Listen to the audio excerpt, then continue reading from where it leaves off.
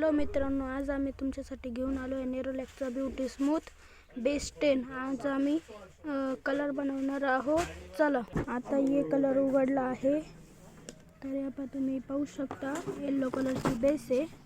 तर मग आता कम्प्युटरवर फिक्स केले कोणता कलर बनवायचा आहे। तर आता आम्ही मशीन सुरू केला आहे। याच्यात येल्लोची स्टेनर पडती आहे।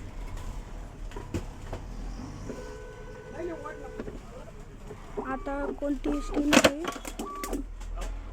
आता रेड कलरची आहे।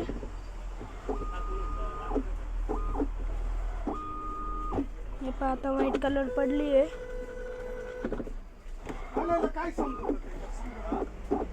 आता ब्राऊन कलरची पडली होती। आता आम्ही हलवत आहे याला। आता हलवून झालेलं आहे।